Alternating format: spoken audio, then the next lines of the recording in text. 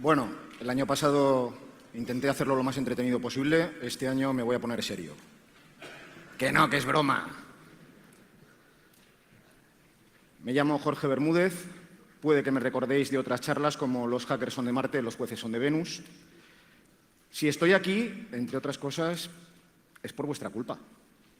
Yo este año vi que se hacía el Call for Papers y dije, bueno, este año creo que no tengo nada nuevo que contarles. Tampoco voy a molestar a la organización diciendo, yo quiero ir, yo quiero ir. Y en eso me manda un correo Román y me dice, chico, es que te han votado la segunda ponencia más interesante del año pasado, así que, como en Top Gun, el premio para el segundo está en el lavabo de señoras. Eso es lo que decían en la película. Es una frase machista con la que no puedo estar en absoluto de acuerdo, sobre todo ahora que se está celebrando la reunión de fiscales especialistas en tutela penal de la igualdad. Esta frase es una cita literal de una película que no comparto. Pero eso, el premio para el segundo es volver este año otra vez. Lo mismo que le pasaba al protagonista de esta película, que no ganaba el concurso de Top Gun, pero le dejan volver al año siguiente como instructor. Y la verdad es que no puedo estar más satisfecho, porque en este año que ha pasado desde que estuve en este mismo escenario, han pasado muchas cosas en el ámbito profesional que no han sido muy agradables. Ha habido muchos casos que han salido mal, ha habido sentencias del Tribunal Supremo que nos han supuesto un serio varapalo. Y venir aquí y poder explicar lo que os tengo que explicar, la verdad es que es una satisfacción tremenda, porque simultáneamente a este correo electrónico de Román apareció un anteproyecto de reforma de la Ley de Enjuiciamiento Criminal, que es de lo que vengo a hablaros hoy aquí, que francamente ha sido como un regalo de Reyes para los juristas, para los fiscales. Quizás a vosotros no os lo parezca tanto, pero la verdad para nosotros ha sido un cambio radical. Porque la verdad es que desde que llevo en todo esto de la lucha contra la criminalidad informática, he ido de plañidera a todas partes.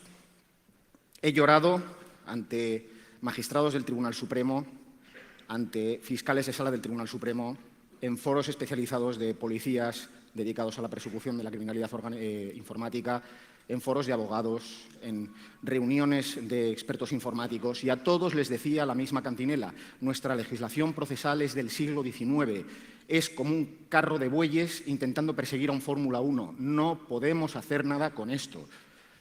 He ido a todas partes, he hablado con todo el mundo, he hablado hasta con políticos para intentar, dentro de la medida de lo posible, que se fomenten reformas legislativas. He hablado hasta con Susana Griso y con Mercedes Milá, o sea, true fact, aquí tenéis la prueba, hablando de la Red Tor en el programa La Redacción, explicando que esto mismo que os estoy diciendo ahora, que nuestra situación desde el punto de vista legal era de una absoluta falta de herramientas. Y vamos haciendo lo que podemos con las herramientas que teníamos.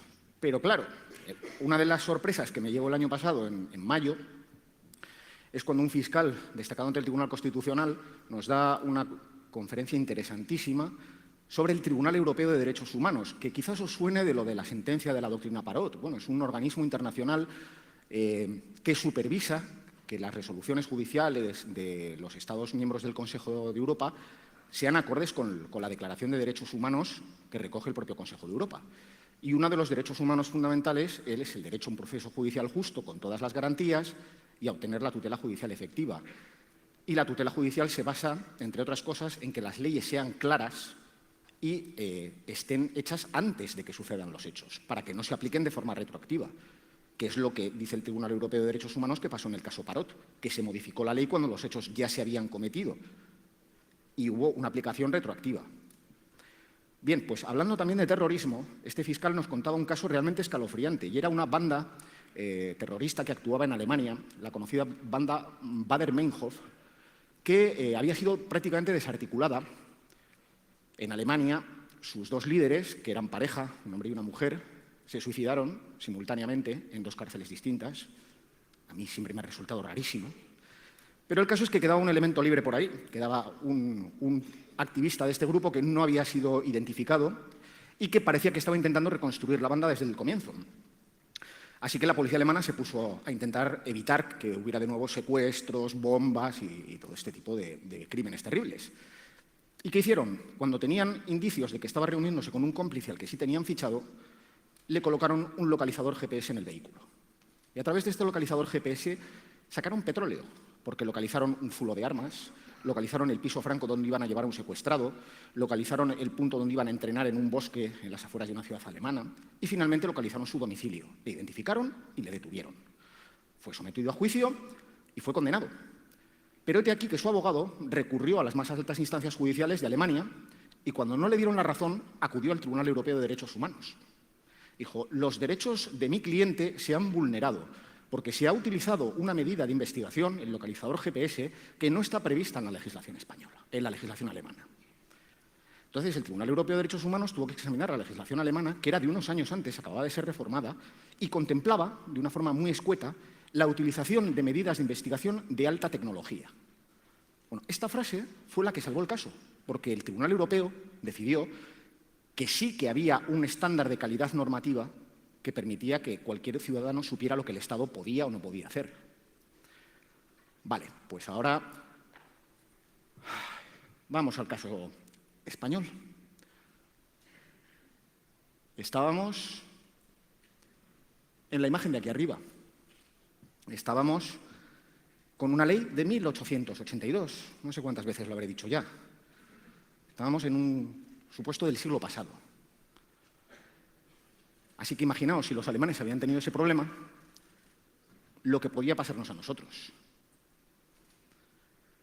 Nosotros tuvimos un primer pack de actualización de la Ley de Enjuiciamiento Criminal, que desde 1882 lo único que decía era que se podían intervenir las comunicaciones postales con autorización judicial. Y hablaba de que el juez, en presencia del secretario, abrirá los sobres, sellará los folios, apartará los que no tengan relación con la causa y dejará los que sí tengan. ¿Vosotros os imagináis a un juez de instrucción poniéndole un sello a una pantalla de ordenador? Ridículo.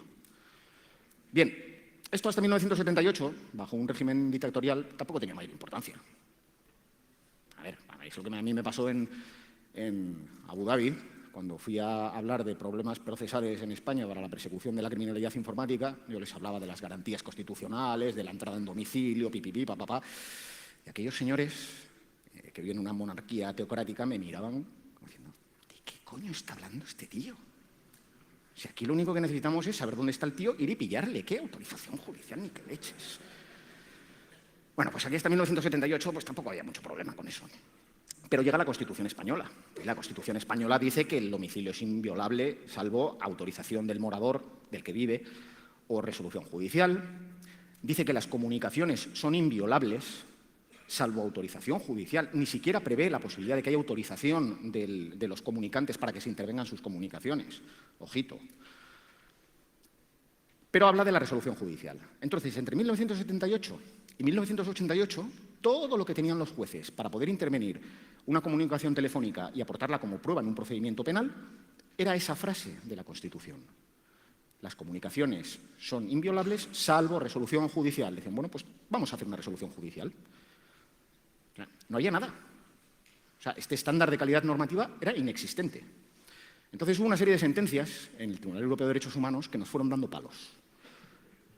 La primera es una sentencia conocida como Valenzuela-Contreras, que dice que España no tiene una normativa que permita estas intervenciones de comunicaciones telefónicas, aunque sea con mandato judicial.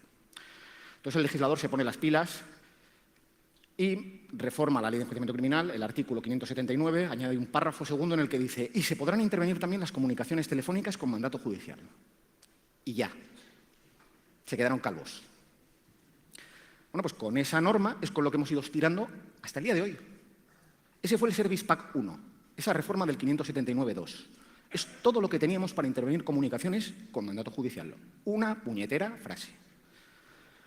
Entonces, ¿qué sucedió? Pues que ha habido jueces que han llevado casos de criminalidad organizada, como por ejemplo los narcotraficantes que operaban en la costa gallega, y se ha detenido a gente que traía lijos de droga gigantescos, y muchas veces a base de intervenir sus comunicaciones. Con lo cual, cuando eran condenados en España, acudían a los tribunales europeos. Y tenemos una sentencia, la Prado-Bugallo. Prado-Bugallo son los apellidos de un señor más conocido entre el público como Sito Miñanco. Me imagino que sonará a muchos. El jefe, el capo di tutti capi de los narcotraficantes gallegos. Bueno, pues este señor consiguió una sentencia del Tribunal Europeo de Derechos Humanos que decía Bueno, España no tiene una legislación sobre intervención de comunicaciones como Dios manda. Eso sí, el Tribunal Supremo y el Constitucional, en base a la anterior sentencia Valenzuela-Contreras, se han dado cuenta de esta deficiencia y han ido en sus sentencias estableciendo un catálogo de medidas, de necesidades, de requisitos que hay que seguir para que esta resolución judicial sea motivada, explique que se trata de un caso concreto, que no es una intervención prospectiva, en plan tiramos la caña y a ver qué es lo que pescamos, tiene que haber unos indicios previos, tiene que ser una medida proporcionada, necesaria, que no se pueda obtener la información de otra manera. Vale, todo esto España lo ha hecho a través de sus tribunales, el Supremo y el Constitucional, a través de su jurisprudencia.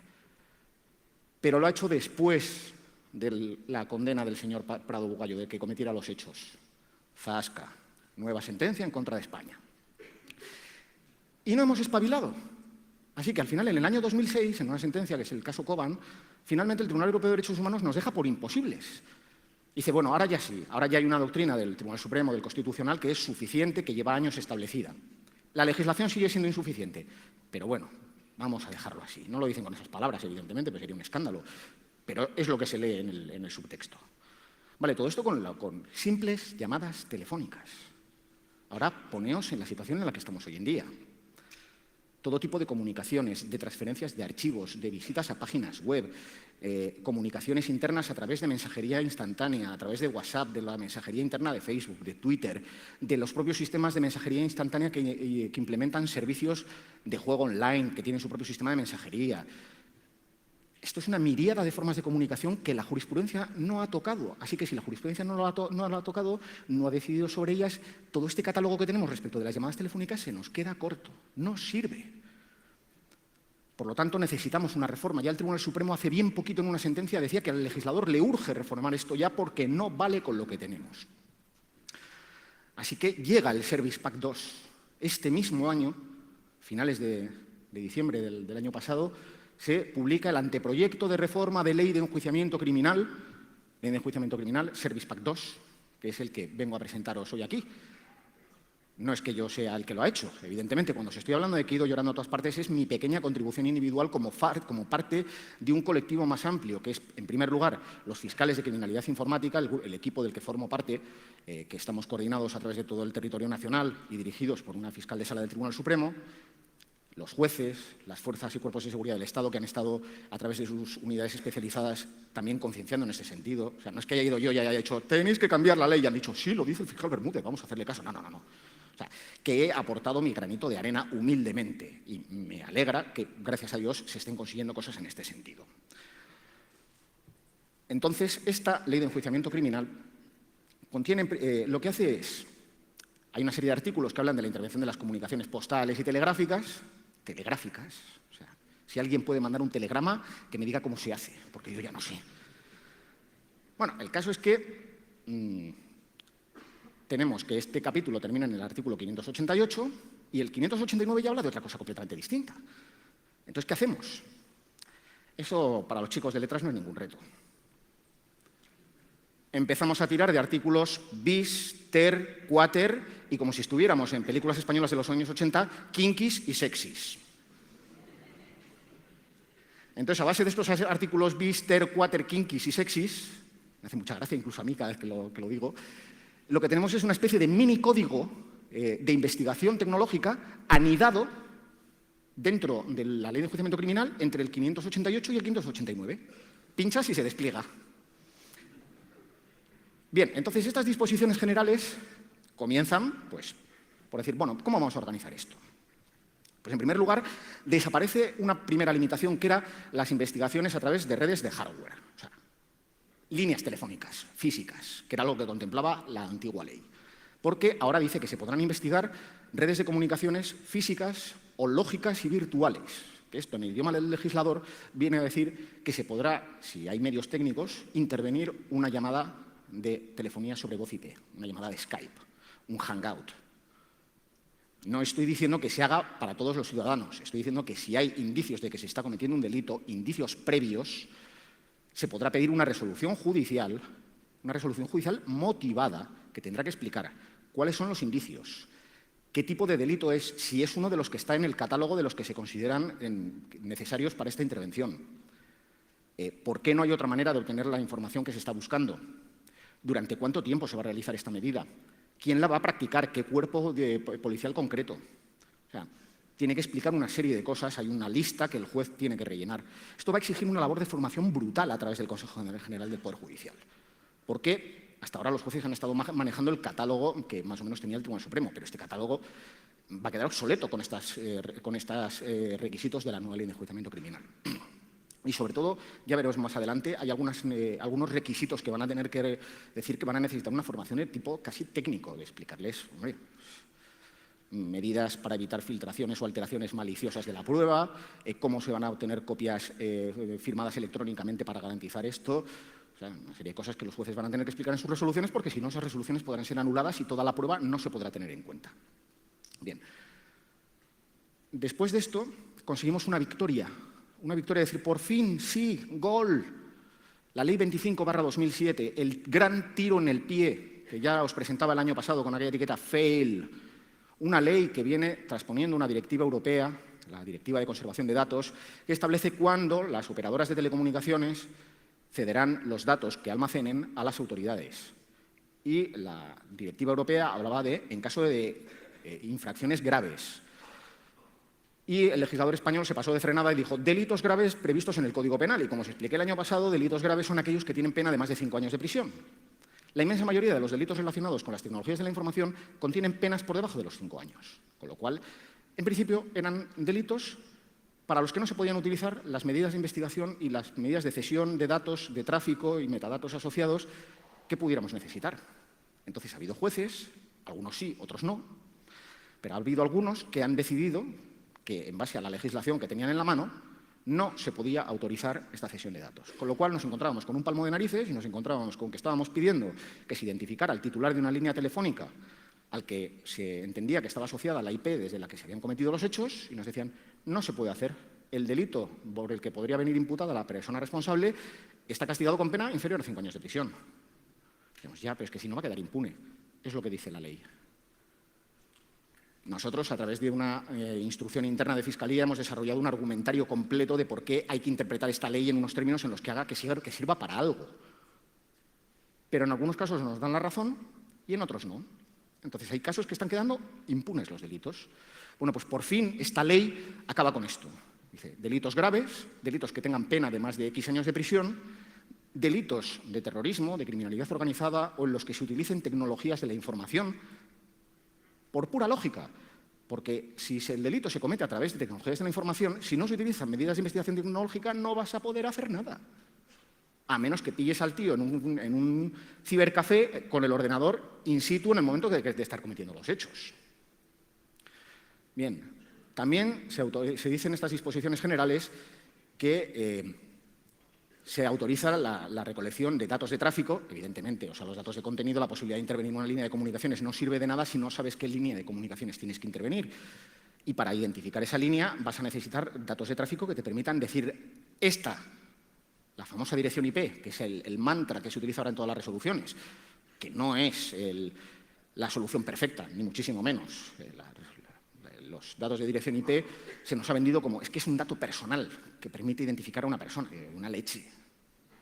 Vamos a ver, estamos en un hotel, estamos en un auditorio, hay wifi. Esa wifi sale a internet a través de una dirección IP. ¿Quién sabe qué personas se han conectado desde aquí? O sea, ¿esta dirección IP está identificando a una persona concreta que se está comunicando? No, de eso nada. Se están comunicando muchísimas personas a través de una serie de direcciones IP que salen a internet desde este hotel. Es un dato disociado, necesita de más requisitos para saber quién es la persona concreta que está detrás de la máquina. Necesita otras investigaciones, pero bueno, es un buen comienzo. Pero además, estas disposiciones generales establecen un deber de colaboración. Las operadoras de telecomunicaciones están obligadas a colaborar con las administraciones públicas, particularmente están obligadas a colaborar con el Poder Judicial y poner a su disposición los datos que les requieran. Perfecto, ahora solo falta que contemplemos un delito de desobediencia a la autoridad judicial que pueda afectar a las operadoras ya para que cerremos la pinza. Porque claro, si pueden desobedecer y no pasa nada, pues usted está obligado. ¿Y si no lo hago, qué pasa? No, no pasa nada. Va, pues mire, oiga. Pues tendrá que haber un delito que castigue la infracción de este deber de colaboración. Y además se incluye una mención muy curiosa, que yo no sé si el legislador ha captado hasta dónde puede llegar. Porque habla de que si en un caso concreto hay un especialista, un profesional de la seguridad de la información que conoce el funcionamiento de un sistema o equipo determinado esencial para obtener los datos que requiere la investigación, tendrá también la obligación de colaborar y se le podrá requerir para que colabore. Entonces, ¿estamos hablando de hacking judicializado? So say we all, que decían en Galáctica. Precisamente eso. Ahora bien, como esto se deja así, habrá que regularlo un poco, porque este deber de colaboración, lo que no podemos llegar es a esto. Con el brazo dobrado, tú vas a hacer esto porque yo te lo digo. Hombre, es un fotograma de la Jungla 4. Cualquier varón heterosexual normalmente constituido estaría encantado de que Maggie Q le hiciera cositas. Pero vamos, esto de aplicar sus conocimientos de artes marciales tampoco, que es la Jungla 4, no 50 sombras de Grey. Entonces habrá que arbitrar algún tipo de sistema para que esta colaboración sea normal, no sea una especie de esclavitud legal. Los peritos, que están regulados desde hace un siglo y medio, los peritos tienen derecho a remuneración por sus servicios. Bueno, pues habrá que ver que estas personas, estos profesionales que sean reclutados por las administraciones públicas para colaborar, estos hackers, como diría el doctor Maligno, entre comillas, que sean fichados por el Estado para ayudar en un caso concreto, por unas necesidades de urgencia y de necesidad, ¿no? Pues que puedan decidir hasta qué punto quieren colaborar y que se remunere su trabajo. Vamos, a mí es que me parece una cosa de pura lógica, pero la ley de momento no dice nada, con lo cual nos estamos moviendo en un terreno de indefinición, en un terreno de hipótesis. Y esto me encanta, porque tengo compañeros que saben muchísimo más de jurisprudencia, doctrina, que yo, me dan mil vueltas, pero a la hora de lucubrar, formular hipótesis locas y que se te ocurran ideas raras, a eso no me gana nadie. Bueno, hablábamos de los datos de tráfico y asociados. Esto tiene mucha miga. No estamos solo hablando de la dirección IP. Es que estamos hablando, al hilo de lo de los datos asociados, de cosas muchísimo más importantes que la dirección IP. La dirección IP no es el mantra, como os he dicho antes. Llegamos al final de una línea de comunicaciones y nos encontramos un router, una wifi abierta. De hecho, Bruce Schneier, el experto en seguridad de la información, decía que él prefería tener el router de su casa completamente abierto, sin clave de ningún tipo. Él decía, negación plausible. Si alguien comete un delito desde mi casa y tengo el router completamente securizado con todo tipo de contraseña VPA2, filtro de MAC, si alguien consigue saltarse todas esas protecciones y utilizar el router de mi casa para cometer un delito, si viene la policía me va a decir, ¿cómo que no has sido tú? Que si con estas medidas de seguridad no puede entrar nadie, bueno, pues han entrado, demuéstralo. Sin embargo, si lo tengo completamente abierto, no mires que yo no tengo clave de ningún tipo, es que aquí puede entrar cualquiera. Pues ahí ya hay más problemas. Entonces, habrá que ver qué investigaciones hay que desarrollar una vez que se ha llegado al final de lo que nos permite la investigación digital.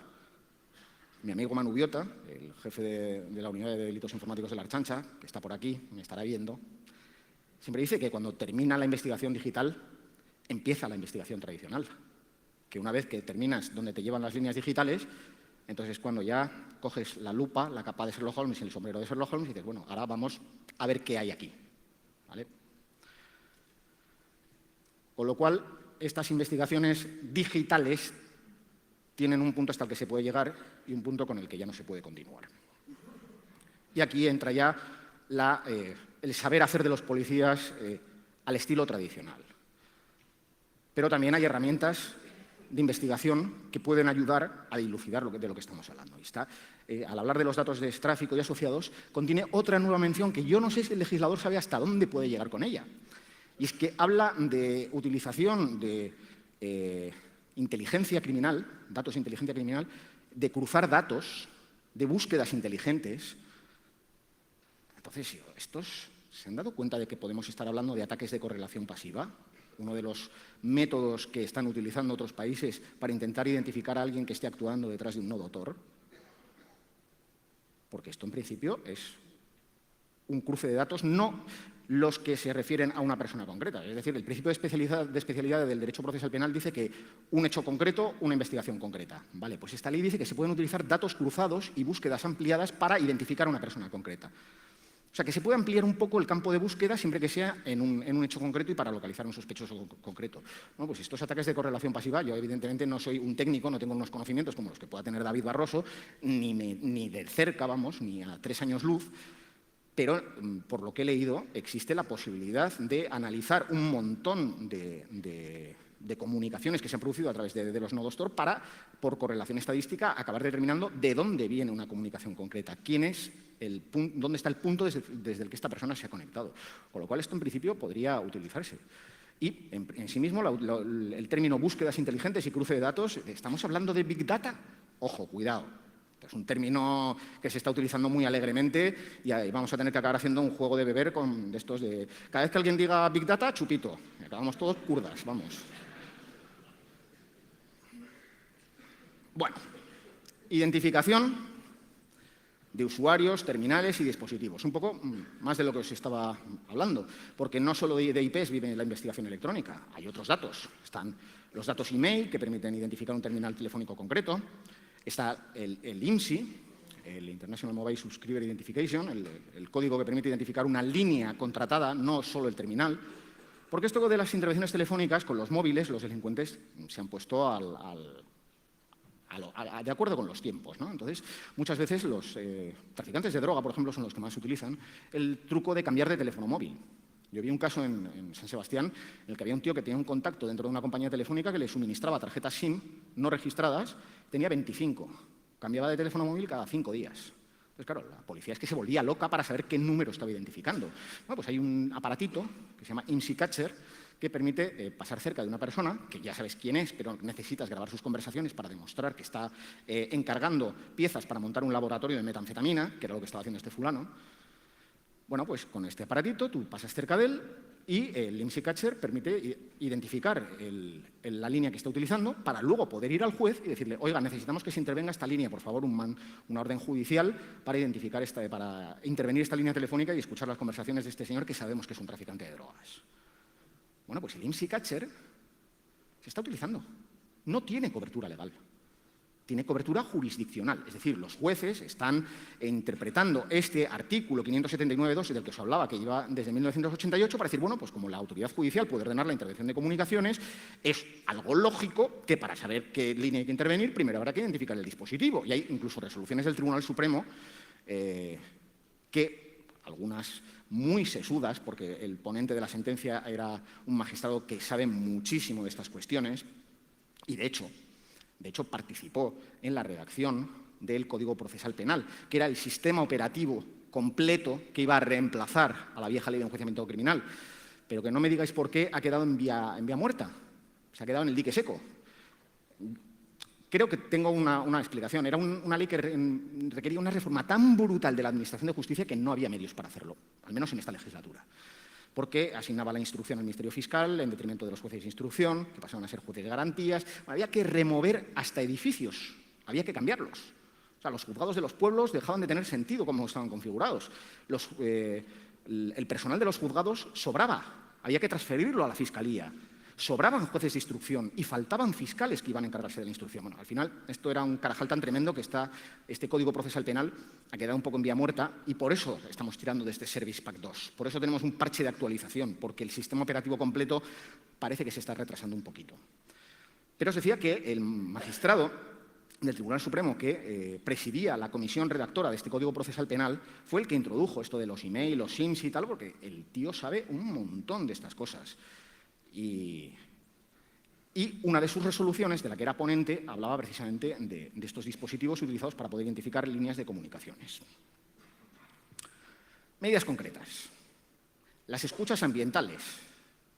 Se prevé la posibilidad, en la nueva ley de enjuiciamiento criminal, ya se preveía en el Código Procesal Penal, de utilizar dispositivos de escucha y grabación de sonido. Entonces, claro, la idea del legislador es utilizar dispositivos hardware, micrófonos ocultos. Pero ¿quién narices quiere meter a un policía por una ventana para colocar un micrófono oculto en la habitación de un delincuente cuando, como nos explicaban el año pasado los chicos de Flu Project, puedes utilizar un dispositivo que todo el mundo lleva encima y que es un vector de ataque en potencia, su teléfono móvil? ¿Habéis visto lo que nos ha contado David sobre las revelaciones de Edward Snowden, que precisamente por eso es el protagonista de la fotografía? sobre las investigaciones que han realizado otros estados para desarrollar malware que permita intervenir comunicaciones, intervenir equipos informáticos a través de técnicas que se creía que incluso no se podían utilizar, como la infección de la BIOS. Bueno, pues existe la posibilidad de utilizar malware que convierta nuestro teléfono móvil en un dispositivo de grabación, a medida, además. Tengo leído que se puede incluso adaptar para que, en función de la posición del GPS, el micro se active o no y transmita o no, para evitar pues, que funda la batería por estar todo el rato funcionando o que genere un volumen de grabaciones absolutamente imposible de transmitir al sitio donde lo tengo que transmitir o que simplemente resulte sospechoso. Simplemente programar el GPS para que en este punto se pone a grabar y cuando salga a este punto, transmite. ¿Esto se puede hacer? Pues hombre, si miras el artículo y está hablando de mecanismos de grabación, parece que no está hablando de dispositivos lógicos o de malware, pero más adelante, dentro del 588 SEXIS, sí que habla de dispositivos lógicos, porque está hablando de la utilización de programas específicos para realizar rastreos en sistemas informáticos de un sospechoso. Los famosos troyanos policiales, una expresión que también debería formar parte del juego de beber. Cada vez que alguien diga troyano policial, chupito. Ya hablaremos luego de los troyanos policiales porque son la última parte de la exposición. ¿Se puede utilizar un troyano para convertir un teléfono móvil en un dispositivo de grabación? Habrá que verlo. Habrá que verlo. Es una opción muy interesante. Dentro de lo de las escuchas ambientales, en el mismo capítulo, se descuelga la norma hablando del agente infiltrado. El agente infiltrado es una figura que está recogida desde hace décadas, desde la reforma de la Ley de Enjuiciamiento Criminal, creo que en 2002. Se habla ya en el artículo 282 bis, que es programación de bajo nivel para vosotros. Ya, artículos bis, saltamos de uno para otro. Bueno, pues en el 282 bis ya se hablaba de la posibilidad de que un agente de policía pudiera fingir su identidad y que incluso se le proporcionara documentación, DNI, pasaporte, falso, con otro nombre, y que se hiciera pasar por un delincuente. Ojo, no para ir a lo loco, en plan, pues voy de agente infiltrado a ver qué me encuentro. No. Estamos hablando ya de que tenemos un grupo, una organización criminal identificada, que sabemos que se dedica al tráfico de drogas, pero no tenemos manera de demostrarlo. Se pide una autorización judicial y facilita que este agente infiltrado pueda operar. Sin autorización judicial no hay tutía. Bien, esto en el mundo real era muy útil. Agente infiltrado, se infiltra en la organización, puede desarrollar incluso actos que serían delictivos siempre que sean proporcionados a la naturaleza del delito que se está persiguiendo. Es decir, el agente puede realizar trapicheos con droga. Para eso estaba prevista la llamada entrega vigilada. Puede realizar estos trapicheos para conseguir identificar y detener a los miembros de una organización que hace esto a gran escala. Evidentemente, lo que no se le puede permitir es que mate a alguien para detener a los traficantes de droga. Esto estaría completamente desproporcionado entre el fin que se persigue y los medios utilizados. Bueno, la idea era, vale, esto se utiliza en el mundo real. Y en Internet, ya desde 1994, con aquella famosa viñeta del New Yorker, en Internet nadie sabe que eres un perro. O sea, hasta que llegó Facebook y empezaron a la gente a identificarse con su nombre y apellidos reales porque buscaba a compañeros del colegio, de la universidad, la gente en Internet se identificaba a través de alias, de nicknames. Evidentemente, un agente de los cuerpos y fuerzas de seguridad no va a identificarse en Internet como guardia civil con número de tarjeta profesional F12834H. Ese no es su nick. Su nick será, yo qué sé, Frodo, CR7, yo qué sé. Yo mismo he utilizado alias en mis tiempos mozos y ahora. No voy poniendo jorgebermudezfiscal@.com. Por favor. Bueno, pues la idea era, bueno, pues si en un mundo como el de Internet, donde se utilizan identidades supuestas tan alegremente, esto es moneda de cambio corriente y nadie está cometiendo un delito por ponerse de nombre el personaje de una novela del Señor de los Anillos, ¿por qué no puede hacerlo un agente de policía para investigar un delito? Pues no estaba previsto. Bueno, pues ahora sí.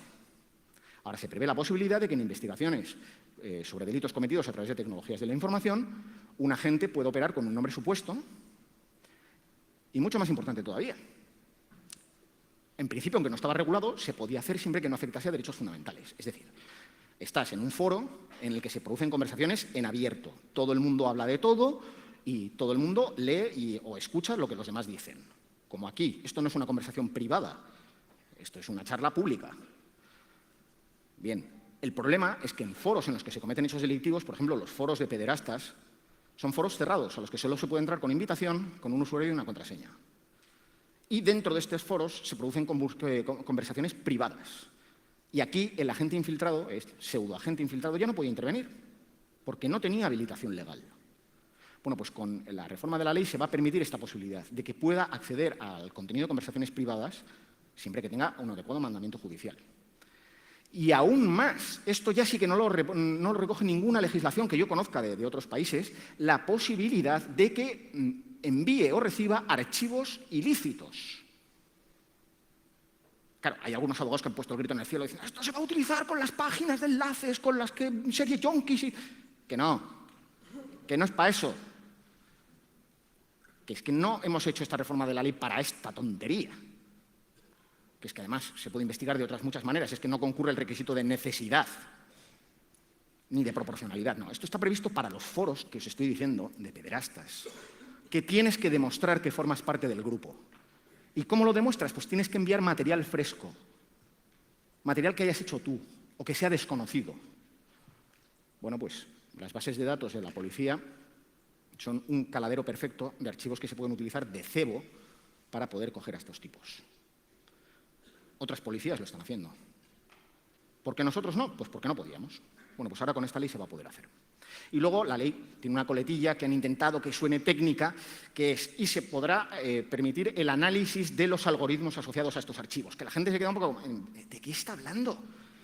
Y es que la verdad es que han utilizado una frase un poco tipo capítulo de CSI en la que dicen, te voy a hacer una interfaz en Visual Basic para que puedas rastrear la IP.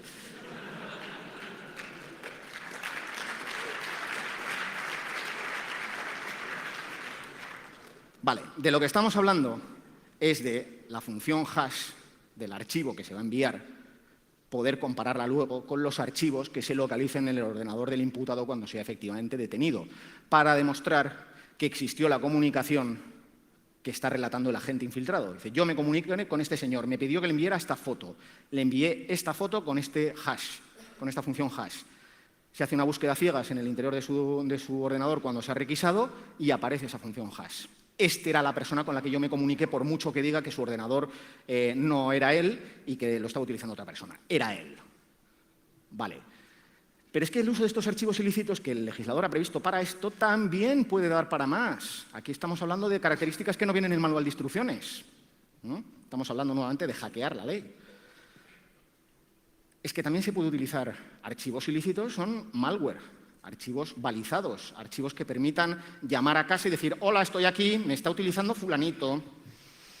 Es decir, estamos hablando de offensive security, estamos hablando de active defense, los términos de moda en el mundo de la seguridad informática, de no esperar, sino estar preparado para que cuando intenten entrar en tus sistemas, si se llevan algo, que ese algo llame a casa y diga, papá, estoy aquí, este señor malo se me ha llevado. Se llama un fulanito, tiene un MacBook, se conecta desde la dirección IP tal. Y dices, ¿esto se puede hacer? Estábamos hablando de archivos ilícitos, estamos hablando de malware, podemos utilizarlo. En su día le pregunté, en una conferencia en la que había jueces de más variado pelaje, había un juez de instrucción de Córdoba que es una auténtica autoridad en materia de intervención de comunicaciones, un tío que lo sabe todo sobre este tema, estaba un magistrado del Supremo, del que os he hablado antes, había un juez de instrucción de la Audiencia Nacional que, os podéis imaginar el tipo de delincuentes con los que trata, y yo les pregunté, dije, vamos a ver, es doctrina aceptada que yo no puedo grabar una conversación entre dos personas, pero sí puedo grabarla si soy parte de la comunicación. Es decir, si tú y yo hablamos, yo soy parte de la comunicación. Yo puedo decidir lo que hago con la comunicación, puedo decidir grabarla. ¿Para qué? Bueno, si luego la aireo públicamente en un medio de comunicación, puedo estar cometiendo un delito contra la intimidad, pero si lo que quiero es obtener pruebas de la comisión de un delito, esto es perfectamente lícito. Se está admitiendo en los tribunales. La grabación de amenazas a través del teléfono. Alguien me está amenazando, pongo a grabar el teléfono y luego voy a la policía y presento esta grabación como prueba. Perfectamente lícito. O alguien me llama, yo veo, esto era una novedad tremenda cuando empezaron a aparecer los teléfonos con pantalla que identificaban el número entrante, ¿vale? Alguien me llama, yo veo el número y voy a la policía y le digo, este número me ha llamado y me ha propuesto venderme droga. Es lícito perfectamente el aportar este número de teléfono. La policía no podría hacerlo porque es un tercero ajeno a la conversación, pero yo sí, me han llamado a mí. Bueno, pues en el caso de un sistema informático que esté conectado en red, es un dispositivo de comunicación. Si alguien se conecta a mi sistema, Estamos estableciendo una comunicación en la que yo, parte atacada, soy parte de esa comunicación. Involuntariamente, yo no quería, ha sido él.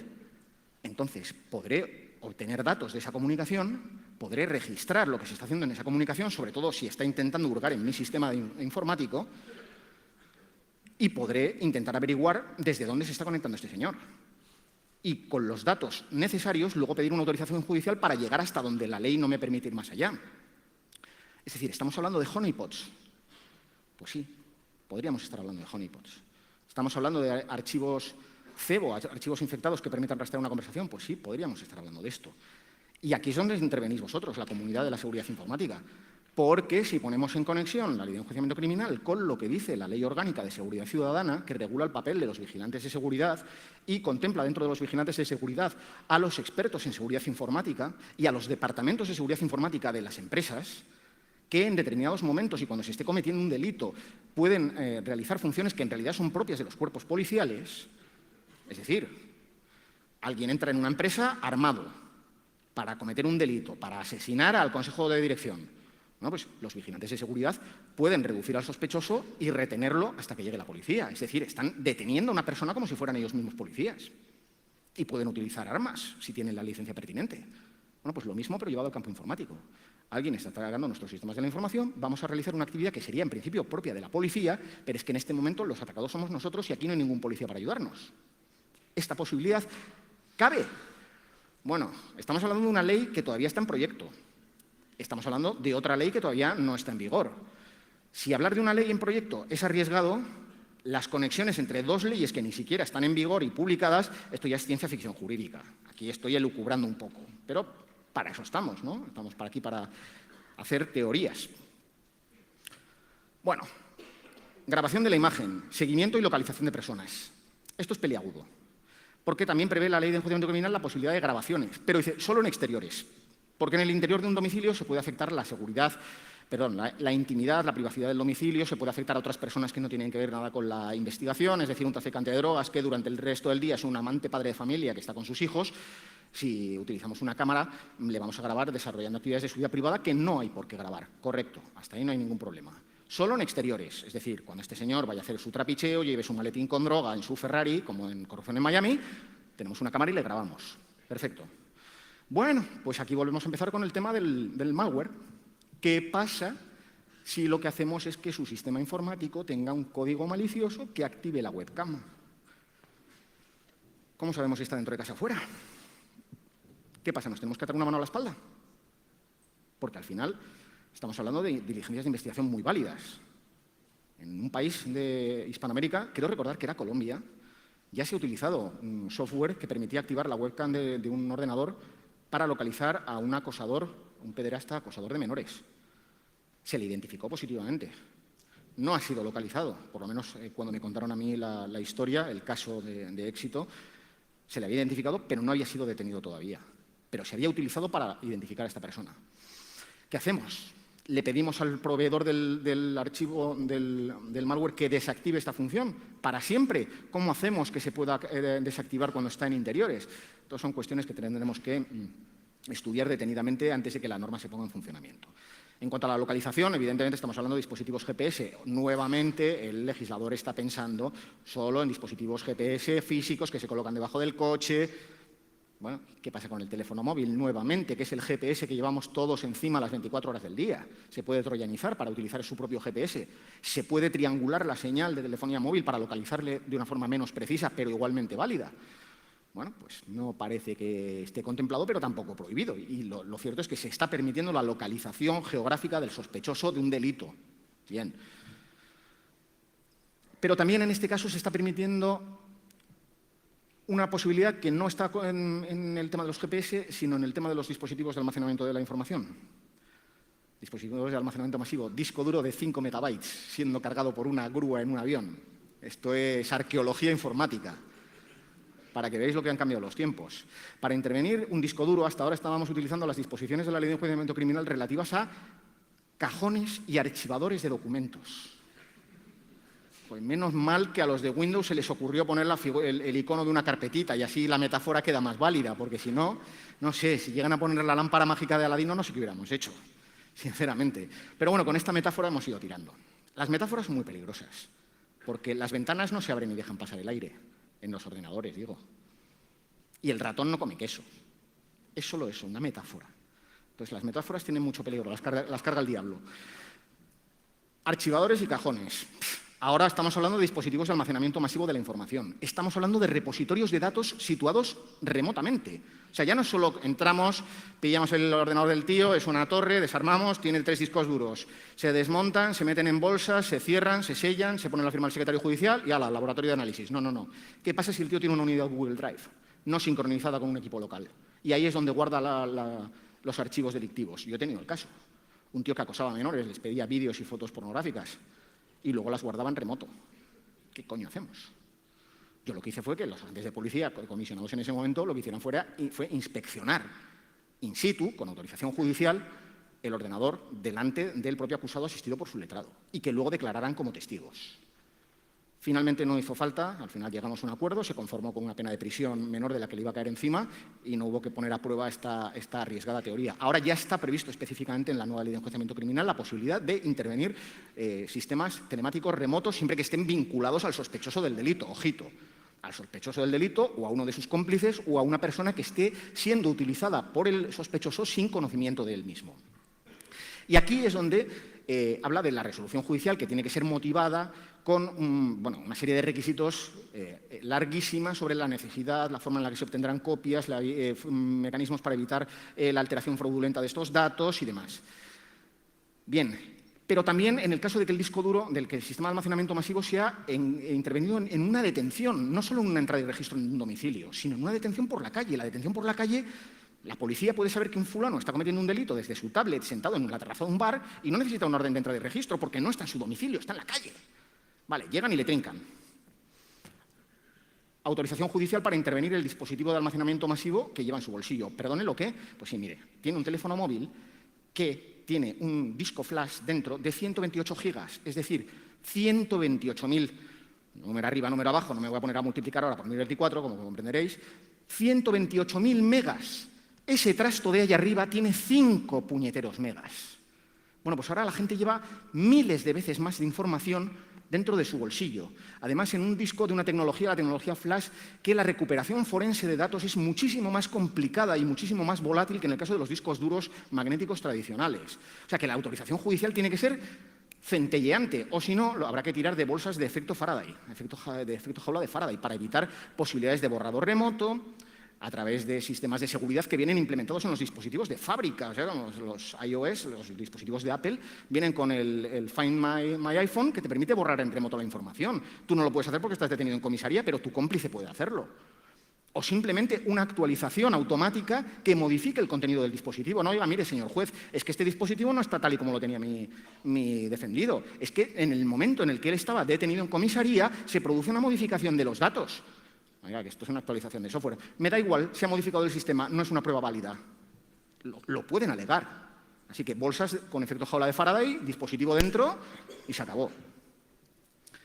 Bien, se prevé la posibilidad también de que estos datos sean estudiados en caso de emergencia para localizar a una persona que esté en riesgo grave. Por ejemplo, un intento de suicidio. Se sabe por una comunicación en redes sociales que esta persona va a intentar suicidarse. No está en ese momento en casa, pero su madre autoriza a la policía que entren en su domicilio y que inspeccionen su disco duro. No hace falta orden judicial. Se podrá dar después, 24 horas después. Lo que yo no me explico es por qué se permite hacerlo con los discos duros y no se permite con los GPS. Que hace poco la Archancha tuvo un problema con unos montañeros perdidos en el monte, se sabía que llevaban un GPS y se pedía la posibilidad de intervenir el dispositivo GPS para localizarles. El follón que se armó, es que hay que consultar a la OTAN. ¿Lo qué? Si es que son satélites militares. ¡Ay, la Virgen! Bueno, y llegamos a los registros de dispositivos remotos. Los troyanos policiales, chupito. A ver, el artículo habla de la utilización de software diseñado específicamente para obtener pruebas de un equipo remoto. Bien. Pero también dice otra cosa que a la mayoría de la gente, sobre todo a la prensa, se le pasó por alto, y era identificaciones y códigos para servicios online. ¿Vale? Luego hablamos de eso. Los troyanos. Los troyanos tienen un problema. Y es que, tal y como está prevista la ley ahora mismo, en principio es una prueba, se llega a juicio y cuando se abre el juicio oral es público. Y todas las pruebas tienen que practicarse delante del juez, como os expliqué el año pasado, el principio de inmediación judicial, principio de oralidad, principio de contradicción.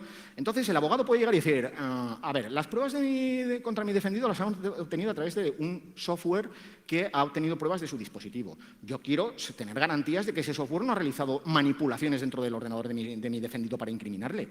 Así que quiero una pericial contradictoria de ese software. Entreguen el código fuente. Desde el momento en el que el código fuente está a disposición de la defensa y encarga una pericial contradictoria, se le puede hacer una ingeniería inversa y a tomar por saco. Se acabó. Ese software ya no puede ser vuelto a utilizar porque la vulnerabilidad que podía haber utilizado para acceder al interior del sistema operativo se va a parchear. Hay una posible solución. Hace poco leía en el blog de un compañero mío de la carrera fiscal que la Ley de Prevención del Blanqueo de Capitales, en su artículo 46, inciso último, contempla los informes de inteligencia que no se enseñan a la defensa, porque hay agentes infiltrados que pueden ser identificados y tal. Entonces, habría pruebas que, con certificación oficial, no se enseñan a la defensa. Cabría la posibilidad de que algún organismo público, llámese Inteco, póngale el sabor que usted quiera, el CCN-CERT, quien sea, pero un organismo público, ajeno a la investigación judicial, certifique que este software que se está utilizando no manipula los datos. Y una vez que tengamos esta certificación, el código fuente no se entrega a la defensa porque es que si no solo lo vamos a poder utilizar una vez. Bien, en cualquier caso, la posibilidad de registrar dispositivos locales es poderosa. Pero a día de hoy, la posibilidad de registrar datos en servicios de computación remotos, en dispositivos de almacenamiento remotos en la nube, es muchísimo más poderosa. Así que, como le dije a Román en aquella famosa charla, en aquel famoso debate radiofónico en el que entramos en contacto, no se deje ofuscar por ese horror tecnológico que han creado. La posibilidad de registrar un equipo local no es nada en comparación con el poder de la nube. Como veis, cuando nos estamos metiendo en estas profundidades, el derecho procesal que estamos manejando se parece más a la ciencia ficción que a la realidad que estábamos manejando hasta ahora, que era historia antigua. Y diciendo esto de que estamos hablando casi de ciencia ficción y recordando al tristemente desaparecido Leonard Nimoy, que nos ha dejado hace bien pocas fechas, no puedo dejaros de otra manera que diciéndoos que larga vida y prosperidad. Nada más. Muchas gracias.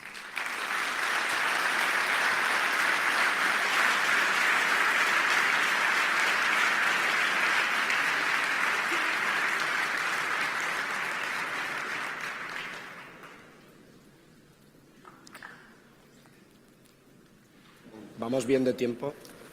Perdonad, vamos bien de tiempo, con lo que podemos hacer bastantes preguntas. Yo me pido la primera. Ay. Te puedo poner en un compromiso y decide tú si contestas o no contestas. Vale. Declaraciones estilo David Idiota Cameron y algún otro imbécil anglo que dicen que las claves de cifrado deben estar disponibles para las fuerzas del Estado. ¿Qué opinas de esa aseveración de un responsable político de una nación? Me voy a abstener de... ¿Se me oye? Me voy a abstener de cualquier comentario hacia cualquier jefe de Estado extranjero. No es cuestión de armar aquí un conflicto diplomático, por Dios.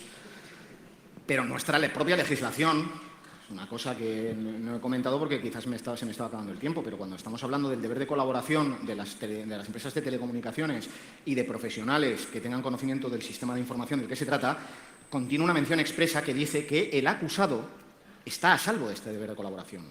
Es decir, él no puede ser forzado a entregar la clave.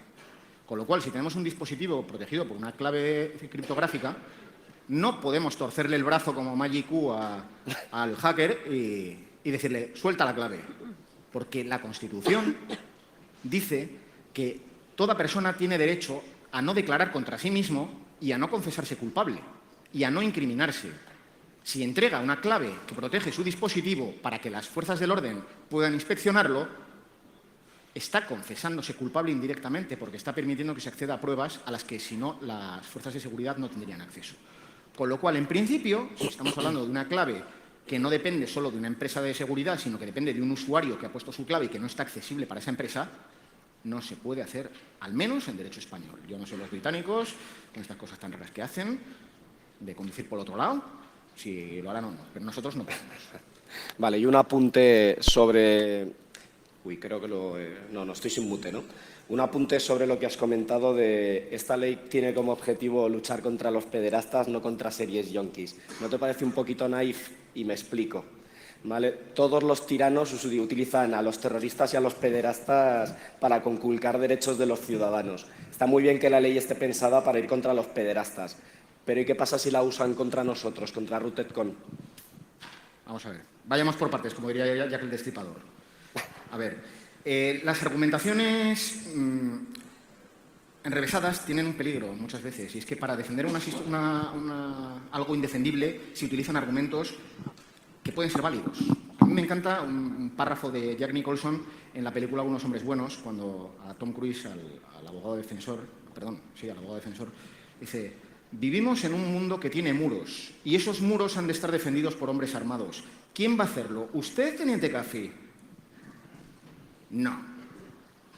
Yo le desagrado, pero en partes recónditas de su ser, de los que no charla con los amiguetes, me quieres en ese muro, me necesitas en ese muro. Y la gente dice: ¡oh, Jack Nicholson, qué bueno es haciendo de malo! Y claro, te vende la moto porque está diciendo algo real. Está diciendo que hay fronteras, hay soldados y es gente que tiene que estar preparada. Pero ese argumento válido lo está utilizando para defender que 2 marines hayan pegado una paliza a un chaval más pequeño que ellos hasta matarle. Eso no es defendible. Entonces, estoy de acuerdo. Yo no estoy diciendo que esta ley esté pensada solo para los pederastas. Está pensada para todo tipo de delincuentes. Para delincuentes que hacen sabotajes informáticos, que hacen intrusiones para robar información, como una que tuve yo en San Sebastián, unos tíos que entran, creo que desde México, en los ordenadores de una empresa y empiezan a llevarse la base de datos de clientes de un portal de empleo. Y al final el administrador, que le habían pirateado la clave de administrador y habían escalado privilegios y tenían el control total del sistema, le dice: ¿qué hago? Tirar del cable. Y así paró la intrusión. Bueno, pues este caso, por ejemplo, con las medidas que teníamos en aquel entonces, no se pudo investigar más allá. Entonces, está previsto para este tipo de casos, está pensado para los foros de pederastas, para los ciberyihadistas, los que reclutan terroristas para luchar en Siria a través de Internet, pero no lleva etiquetas, no solo para estos, no administrar en caso de que sea serie yonkis, no, esa etiqueta no la tiene. Entonces, depende de la interpretación que haga el factor humano. O sea, al final, ten en cuenta que vosotros estáis acostumbrados a tratar con máquinas, y las máquinas siempre responden igual ante todas las situaciones. Nosotros tenemos un código que no se ejecuta sobre máquinas, sino sobre seres humanos. Con lo cual, el factor humano, el error humano, es muchísimo más factible, muchísimo más posible. Entonces, al final depende de los operadores jurídicos el evitar, el tener en cuenta los delitos graves, los delitos de criminalidad organizada para contener que estas cosas no se hagan indiscriminadamente. Yo lo escribí hace 1000 años en Security by Default, un artículo en el que decía que el 197.3 del Código Penal no debía utilizarse contra los auditores de seguridad. Y recuerdo una catedrática de Derecho de la Universidad de Zaragoza que me decía: pero si quieren averiguar las vulnerabilidades del sistema informático de Google, que las reproduzcan en su laboratorio. Digo, en el laboratorio del doctor Maligno, sí. Vamos a reproducir el sistema de una empresa llamada Google. Hombre, por Dios. O sea, ¿cómo vas a reproducir eso en tu taller, en tu banco de pruebas? Eso es imposible, eso hay que probarlo sobre el sistema en funcionamiento. Pero si es que además las empresas lo están premiando. Si dicen: si descubrís una vulnerabilidad, tanto. O si incluimos en los créditos del próximo parche de seguridad que actualice que resuelva esta vulnerabilidad. Si es que lo aplauden. Menos en algunos casos, en algunas empresas de este país que no les gusta. Pero las grandes empresas tecnológicas extranjeras esto lo aplauden. Dicen: sí, por favor, o sea, ayudadnos. Yo, sinceramente, creo que el 197.3 tendría que contener alguna mención en este sentido. Mientras tanto, pues hombre, es un delito que solo se persigue a instancia de parte. O sea, tiene que haber una denuncia previa. Para eso está el Ministerio Fiscal. Para no denunciar o para intentar que este caso quede sobreseído y quede en nada. Pero está el factor humano. El factor humano no se puede eliminar en la relación leyes-ciudadanos. No somos máquinas, no podemos apagar las cosas con un interruptor. Lo siento, Román. De esto hablaremos largo y tendido en la mesa redonda de esta tarde porque hay temas que hay que tratar sobre esto. Hay varias preguntas. Hola, buenos días. Felicidades por la charla tan entretenida como la del año pasado, pero me ha surgido una duda. Cuando ha dicho que las operadoras de telecomunicaciones tienen la obligación de colaboración y que no les pasa nada cuando no lo hacen, yo sé con certeza que no es así.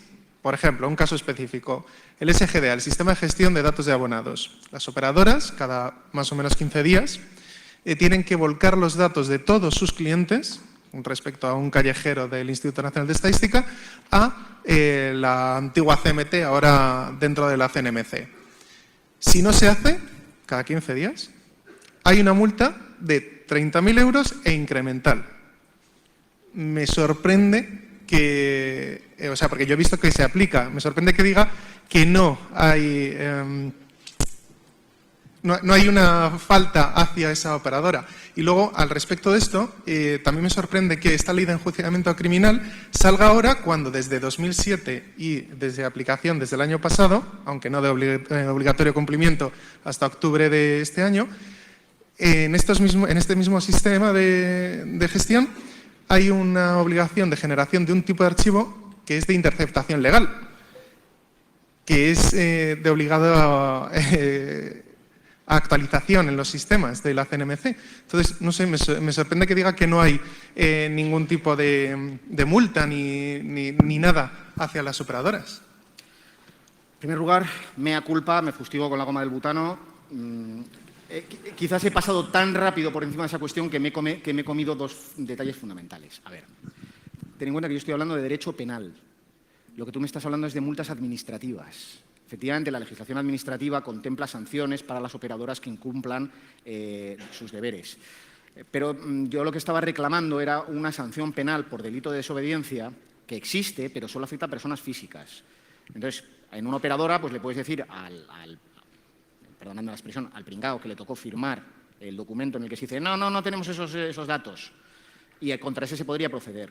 Lo que yo estoy hablando es de ampliar la responsabilidad penal de las personas jurídicas, la responsabilidad penal de las empresas, incluirla en el delito de desobediencia. Es decir, si una empresa, como política de empresa, se niega a colaborar, que se le pueda procesar penalmente por un delito de desobediencia. Evidentemente, como tú bien dices, hay sanciones administrativas. De hecho, esta falta de sanción penal es la que hace que las empresas tengan más miedo a la Agencia de Protección de Datos y sus sanciones que a los tribunales penales. Con lo cual, yo he visto, como diría Roy Batty, cosas que no creeríais. He visto a empresas decir, no le voy a dar los datos. Oiga, que soy un juzgado de instrucción, estoy investigando un delito. Ya, pero usted no me va a poner una multa de 50.000 euros y la Agencia de Protección de Datos sí.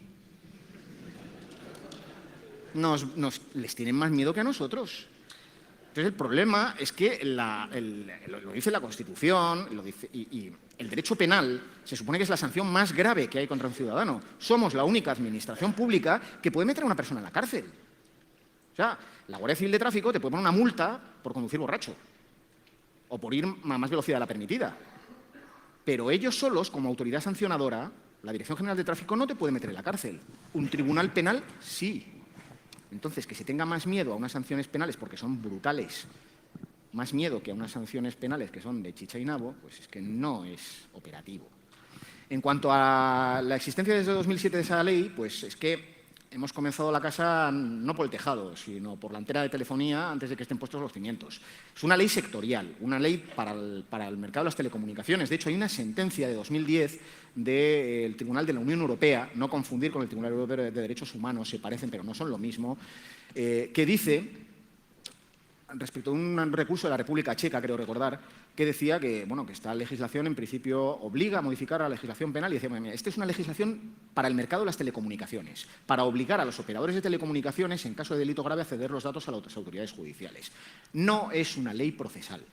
Y lo que nos faltaba era la ley procesal. Es decir, existía un mecanismo para que las operadoras retuvieran datos, los conservaran y los pusieran a disposición de la autoridad judicial. Pero es que la norma que teníamos para pedir las intervenciones de comunicaciones no lo contemplaba. O sea, que ya te digo que hemos estado moviéndonos un poco en el alambre. O sea, teníamos es como el esquema de seguridad nacional. Tenemos un esquema de seguridad nacional para infraestructuras críticas que te cagas. Vale, muy bien. ¿Y qué delito es si se infringe este esquema? ¿Cómo que qué delito? Sí, claro, o sea, si no estamos en un estado de guerra y esto no es una acción de guerra y no se va a contestar mandando un ciberataque o mandando cazas para que bombardeen la posición enemiga, es porque estamos en tiempo de paz y esto, si en tiempo de paz es una acción que va contra la ley, es un delito, ¿no? Cri, cri, cri, cri, cri, cri. Por eso hubo que reformar el 197 para contemplar las intrusiones informáticas, hubo que reformar el 264 para los daños informáticos, porque es que hasta ahora esto era... Tenemos todo el tema de la protección de infraestructuras críticas y tal, ya, pero desde el momento en el que cruzamos la puerta del juzgado, balas de paja rodando por la calle. Entonces, por eso esta ley viene a cerrar el esquema y a hacerlo completo y que funcione. Por fin. Nos hemos tardado unos cuantos años. ¿Más preguntas? Román.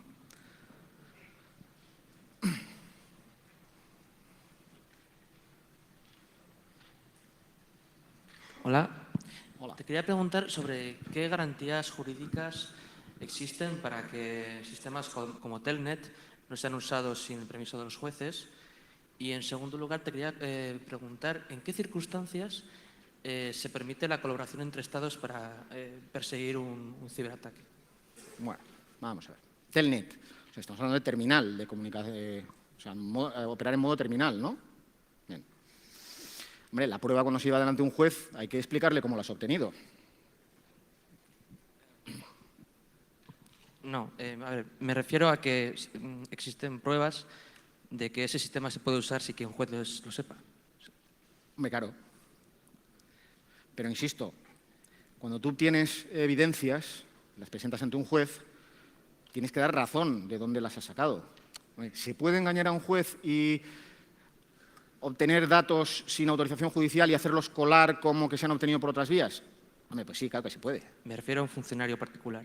Sí, es que un funcionario que hiciera eso estaría cometiendo un delito. Entonces, garantías jurídicas. O sea, recuerda, garantía no es seguridad 100% de que no se va a hacer. Lo que hay es una respuesta penal. Si te fijas, mira, el Código Penal, en el artículo 138, no dice que esté prohibido matar. No lo dice. Lo que dice es que el que mate a otro será castigado como reo de homicidio con la pena de prisión de 10 a 15 años. Es decir, no vamos a prohibir el homicidio. No vamos a impedir que la gente mate a otra. Pero si lo haces, catacroc. A eso te voy. Un funcionario malintencionado o con exceso de celo puede obtener pruebas a través de un sistema informático ocultándoselo al juez sin autorización judicial. Sí, puede. Como le pillen, se le ha caído el pelo. Eso también. Esa es la única garantía que hay. La estaca. La única. Y en cuanto a cooperación internacional, pues hombre, en principio, si se trata de delitos, hay tratados de cooperación judicial internacional y hay mecanismos de cooperación judicial internacional como Eurojust. De hecho, hace poco se ha publicado la vacante para el puesto de un fiscal español que estará destacado en La Haya durante un año como enlace español en Eurojust, precisamente para persecución de delitos cometidos a través de sistemas de la información que sean transnacionales. O sea, estos mecanismos de cooperación existen. Ahora, si de lo que estamos hablando es de que un país intenta espiar a otro, pues evidentemente mucha colaboración entre sí no se van a prestar.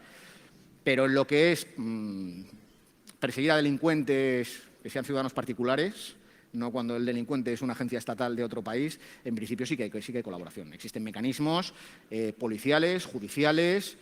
Falla un poco más la armonización de disposiciones legislativas. Por ejemplo, en Estados Unidos, las grandes tecnológicas están utilizando software que permite detectar la incorporación de archivos de pornografía infantil. Siento incidir en este tema, pero es el que más éxitos policiales y judiciales ha otorgado, ¿no?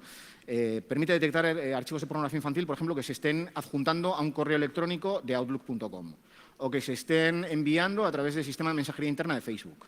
Se analiza el hash, la función hash del archivo, se compara con una base de datos de hashes que tienen ellos y si sale un positivo, informan a una organización que se llama National Center for Missing and Exploited Children, el Centro Nacional para Menores Desaparecidos y Objeto de Explotación Sexual. Esta organización, NCMEC, si el delito se comete en una IP que esté identificada como estadounidense, lo comunica al FBI. Si es un país como España, con el que no hay un tratado específico de transmisión directa de información, lo que se hace es vía diplomática, a través del agente de Homeland Security en la embajada estadounidense en España, se comunica a las autoridades policiales españolas para que procedan con arreglo a nuestra legislación. Problema. La utilización de este software para detección de archivos ilícitos en redes de comunicaciones privadas no está contemplado en nuestra legislación. En principio, si es lícito hacerlo en Estados Unidos, tiene que ser lícito hacerlo en España, porque Estados Unidos es el país que ha conseguido la prueba. Hay un principio de cooperación judicial internacional que dice que si es válido en el país de origen, es válido en el país de destino. Bueno, a mí me da bastante miedito el utilizar esto, sinceramente, y están llegando cada vez más denuncias, porque los tipos que intercambian esta basura de pornografía infantil están huyendo de las redes peer-to-peer, saben que están completamente rastreadas por la policía y que hay herramientas suficientes para encontrarles, entonces están pasando a redes de comunicación privadas, como Twitter, Facebook, correo electrónico, pensando que así quedan a salvo.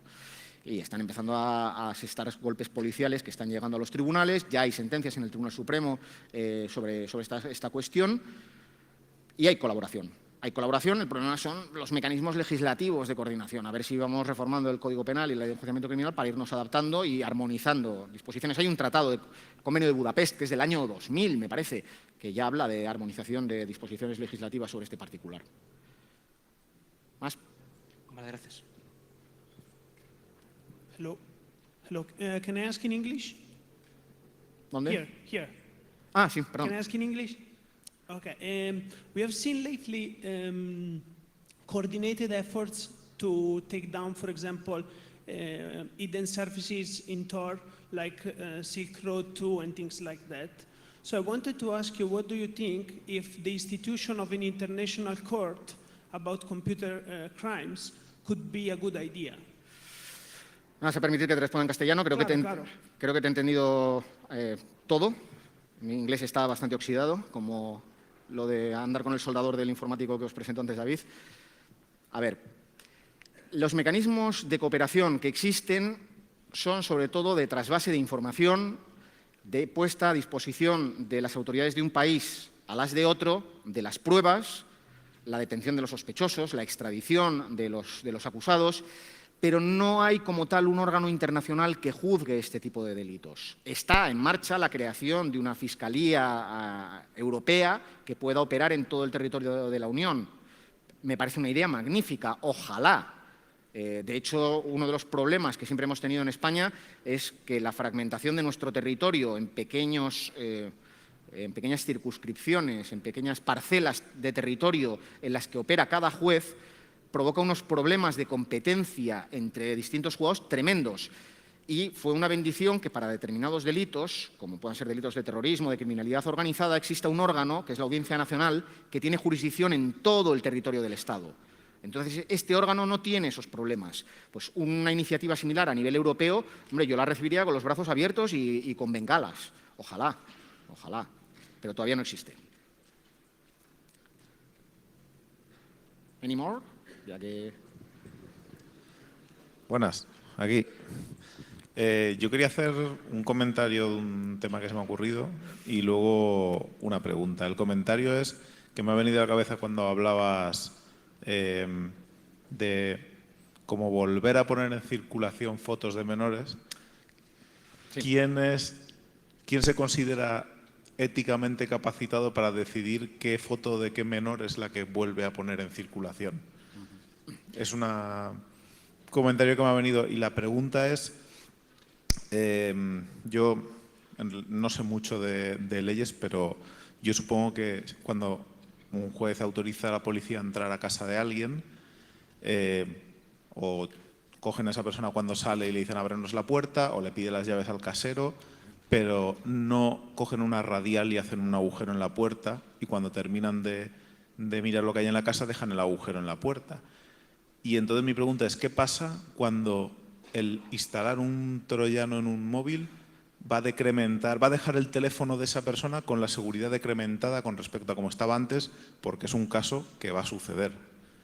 Entonces, ¿inutiliza eso esta posibilidad? ¿No la inutiliza? No sé si me explico muy bien por dónde va el tema. Sí, pero si le tienes que hacer un jailbreak a mi iPhone para instalarle algo, cuando tú hayas visto que yo no he hecho nada, me has dejado eso ahí.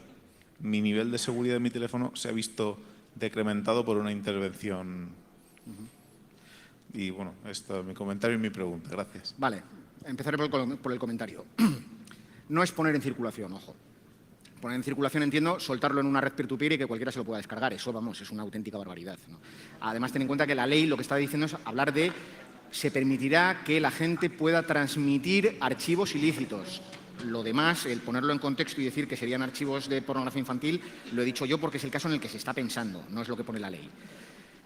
Está pensado para eso, pero de lo que se está hablando es fundamentalmente de utilizar un archivo para enviarlo a un foro en el que se supone que todos los que tengan acceso a esa foto van a ser sospechosos, acusados y detenidos. O sea, no es que vaya a estar en circulación, es que va a ir como los alijos de droga, que evidentemente la policía no va distribuyendo droga por ahí. La idea es que esa droga sea capturada porque los que la reciben van a ser detenidos y la droga se va a destruir. Entregas vigiladas, estamos hablando, pues esto sería una entrega vigilada. La finalidad es que ese archivo no salga de ahí. En cuanto a queme archivos de menores, hombre, evidentemente la policía no va a hacer un estudio de fotografía para, obviamente. La idea sería, primero, material incautado en otras operaciones. O sea, menores que ya han sido violentados, por lo menos que ese dolor que han sufrido, que ese sufrimiento que han tenido, sirva para evitar que a otros les pueda pasar lo mismo. Pero sobre todo habría que buscar alternativas menos peligrosas. O sea, estamos hablando de archivos editados con Photoshop, es decir, no sean menores reales, o sea, archivos que no se puedan leer. Hay algún tipo de previsualización para que el sospechoso diga, vale, este archivo es válido, pero que cuando lo pueda abrir de error, como si el archivo está corrupto. Pues eso, archivos editados, photoshopeados o editados con vídeo que no sean menores reales. Siempre hay que buscar la alternativa menos lesiva. No vamos a coger pornografía infantil de la dura y ¡ala, venga! Alegremente, no. O sea, vamos a ver cómo empieza a funcionar esto y qué medidas se ponen, porque evidentemente la seguridad de los menores y la intimidad de los menores tiene que ser la primera prioridad. No vamos a utilizarlo alegremente así, de buenas a primeras. Y respecto de la radial, pues, ¿qué quieres que te diga? En una entrega de registro normal es toc, hola, buenas, venimos del juzgado, soy el secretario judicial, tenemos esta orden de entrada de registro, estos señores son policías, van a realizar una entrega de registro. Muy buenas, sí. Se abre la puerta, pasan los funcionarios de policía y realizan el registro. Esta es la hipótesis normal de funcionamiento. La hipótesis king size es terroristas en un piso, secretario judicial en un coche esperando y los geos, patada en la puerta, ariete y lo que haga falta. O sea que si tienen que entrar con una radial, entran con una radial. O sea, lo que sea necesario, sobre todo para preservar la seguridad de los que van a realizar la entrega de registro. A ver, traducido al modelo informático, a ver, la idea es no utilizar cualquier herramienta, sino una cuyos efectos sean reversibles. Pero eso ya no es una cuestión jurídica penal, eso es una cuestión administrativa a la hora de que la Administración decida si se llega a hacer, que es que estamos hablando de hipótesis, que se pueda utilizar este tipo de software, que hay unas certificaciones de que los efectos sean reversibles, de que la máquina se pueda dejar en estado original una vez que se haya comprobado que no hay nada, que va a ser el menor número de las veces. Quiero decir, se va a utilizar en supuestos muy concretos, cuando haya unos indicios muy fuertes. La posibilidad de error existe, va a ser la mínima. Evidentemente, si a una persona le localizan los archivos que se están buscando en su ordenador o en su teléfono móvil, la menor de sus preocupaciones es que le hayan dejado el teléfono desprotegido. No digo porque vaya a ir a la cárcel, sino porque de primeras ese bien es objeto de comiso, ya no va a volver a sus manos. O sea, la Administración se lo apropia porque esto es un instrumento del delito. Es una herramienta que usted utiliza para cometer un delito y esto pasa al Estado. Eso para empezar. ¿Que resulta que es inocente de toda inocencia y no ha hecho absolutamente nada? Pues eso, desde el punto de vista administrativo, a la hora de que la Administración contrate a los expertos que van a desarrollar estas herramientas, tendrán que verificar que los efectos sean reversibles y que se pueda dejar el sistema tal y como estaba, prístino. Pero bueno, eso ya no depende de mí, depende de autoridades administrativas de certificación. Pero eso te puedo explicar hasta donde sé, no, hasta donde no sé, y máximo cuando estamos hablando de esto de hipótesis, de leyes que están en el banco de pruebas todavía. Una última pregunta, pero un comentario. Los teléfonos Samsung con Knox, cuando los ruteas, queman un condensador y no puedes revertir el cambio. Ojito. O sea, que tenéis un camino problemático por ahí. Bueno, pues se las apañen ellos. ¿Vale? La última pregunta. Vale, voy a intentar ser muy rápido. Dos preguntas muy cortas. Una era que cuando empecé a leer... Por aquí. Mueve la mano que no te veo. Ah, ok. Cuando empecé a leer sobre la modificación de la ley, parecía que se incluía el software dedicado a la seguridad informática como delito, la utilización y la modificación de consolas. Quería saber si esto se ha modificado o no, porque si no me da un poco la sensación de que si GeoHot fuera de Madrid y estuviera con esta ley estaría en la cárcel 6 años. Entonces no sé un poco cómo va esto. Y luego el año pasado en la charla hablaste de hackear la ley, ¿no? Y me da un poco miedo cómo se pueda llegar a hackear esta ley de una manera maligna, porque con la nueva definición de terrorismo, algo que intente obligar a los poderes públicos a realizar un acto o abstenerse de hacerlo, ya es terrorismo, aunque no pertenezca a esa organización criminal. Y los delitos informáticos que estén encaminados a esto se pueden considerar terrorismo. Entonces, haciendo ese hackeo que hacías el año pasado, como acceder a páginas de contenido terrorista también es terrorismo. Por un lado, podemos cerrar páginas de seguridad informática porque darían acceso a información sobre cómo hacer determinados tipos de ataques que podrían utilizarse para... Y por otro lado, a todos los visitantes de esta página también se los podría detener porque lo que se penaliza también es visitar la web de manera habitual, que tampoco queda definido que es habitual. Entonces, lo que decía a mí es que esto me da mucho miedo, la verdad.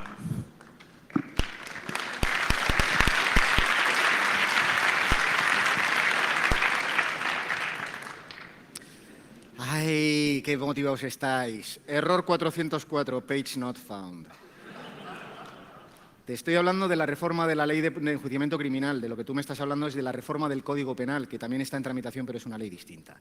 Tengo pendiente de estudiarla en profundidad porque a principios de abril tengo que dar una ponencia en una reunión de fiscales especialistas sobre esta reforma del Código Penal.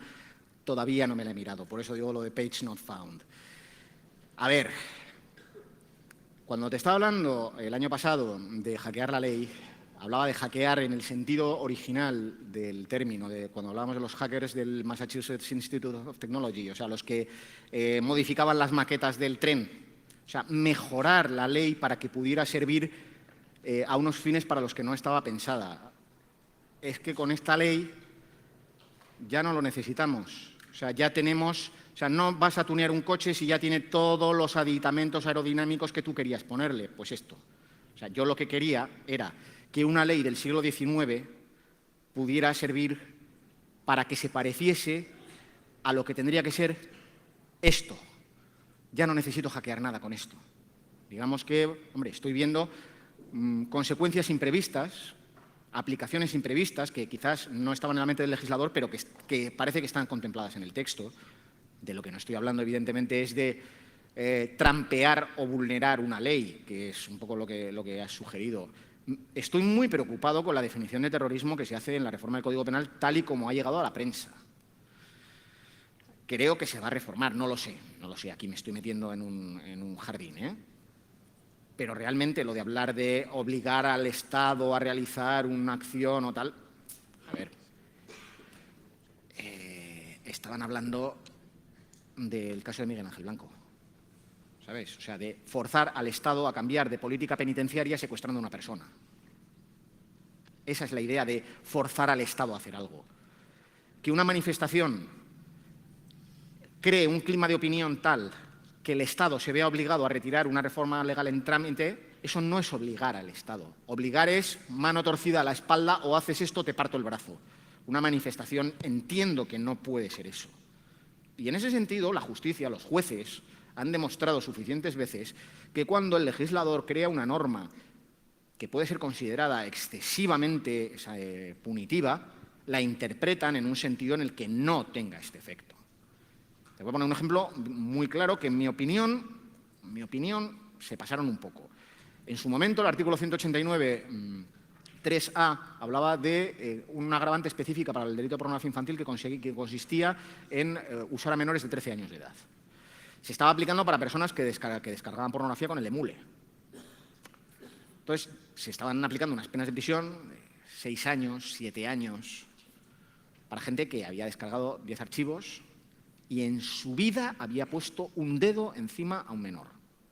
Vale, estaba descargando un material ilícito, pero había penas más proporcionadas para este tipo de delitos. Había penas de 1 a 4 años de prisión, pero con lo agravante nos poníamos en un mínimo de 4 años, un máximo de 8. Ahora es el mínimo es 5, el máximo 9. Entonces llega el Tribunal Supremo y dice, bueno, el Código Penal dice usar a menores. Usar significaría que se ha usado al menor para elaborar el material. Aquí estamos hablando de personas que han facilitado que se difunda, no que lo han elaborado. Por lo tanto, esta agravante no se puede utilizar para las personas que simplemente han facilitado su difusión. Se dejó de utilizar esta agravante en casos de personas que simplemente intercambiaban los archivos a través del emule. En su momento me agarré un rebote importante con estas sentencias del Tribunal Supremo, que fueron 5 en el año 2009, una detrás de otra, porque yo consideraba que el Tribunal Supremo le había hecho una llave de judo al idioma, porque el código no decía eso, ¿vale? Pero entiendo que en este caso el Tribunal Supremo puede hacer de legislador negativo, es decir, interpretar la ley de tal manera que quede constreñida a unos límites más aceptables. Entonces, lo de forzar al Estado a hacer esto tendrá que ser forzar violentando, no simplemente influir en un estado de opinión. O sea que lo de criminalizar las manifestaciones me parece que es una consecuencia que a algún activista jurídico-político se le ha ido un poco de las manos la comparación, ¿eh? Y creo que sabemos de quién estamos hablando y es muy buen amigo mío, pero creo que se ha pasado de frenada. En cuanto a lo de que las páginas web que se utilicen para aprender fundamentos de seguridad informática sean consideradas como inductores a cometer Los razonamientos de los tribunales no funcionan con unas inferencias tan tenues. Tienen que ser cosas muchísimo más directas. Me explico. Desde hace muchos años está tipificado la posesión de programas que sean idóneos para la comisión de estafas informáticas. O sea, si tienes en tu casa, en un disco duro bien guardadito, en una carpeta de la que no puede salir, un ejemplar de Zeus, el troyano bancario, de Citadel, en principio estarías en posesión de un archivo ilícito. No conozco un solo caso en toda la jurisprudencia española de los últimos 15 años que se haya condenado a una persona por tener guardado un ejemplar de este archivo. Porque aunque se lo hubiera encontrado, que no es el caso, que nunca los encontramos con las herramientas que teníamos hasta ahora, el problema sería el siguiente. Sirve para eso, pero ¿sirve para algo más? Es decir, no solo sirve para estafas bancarias, sirve para recolectar información. Por ejemplo, para vigilar a niños cuando no están sus padres delante. Por ejemplo, otro ejemplo. Está tipificado en el Código Penal desde hace muchos años la comercialización de dispositivos que permitan eliminar protecciones informáticas. Por ejemplo, los famosos mod chips de las consolas Nintendo. Y este es un caso que sí que hay jurisprudencia al respecto. Hay un porrón de sentencias que dicen que el mod chip sirve para ejecutar videojuegos pirateados, pero también sirve para ejecutar Linux en una Nintendo DS. Por lo tanto, no es un dispositivo idóneo solo para cometer este tipo de delitos contra la propiedad intelectual, porque tiene otros usos que son inocuos. Con lo cual, como ves, el legislador, probablemente presionado por lobbies de propiedad intelectual, creó ese artículo pensando en los malvados de las tiendas que ponen los mod chips, que son culpables hasta de la muerte de Manolete, y muchísimos jueces han dicho que eso no es delito, que eso no es exclusivamente utilizable para cometer un delito contra la propiedad intelectual, que vale para otras cosas, y que como vale para otras cosas no se puede utilizar. O sea que lo del delito ese de tenencia de herramientas de seguridad informática tiene mucho recorrido todavía. Y de todas maneras, te emplazo a cuando me haya mirado la reforma para la charla de abril, así que no sé, si de aquí al año que viene nos encontramos en otro evento, ya me lo podrás preguntar con mayor fundamento y tendré que darte una respuesta fundada en derecho, pero de momento ya te digo, error 404. ¿Más? Gracias, Jorge. Muchas gracias.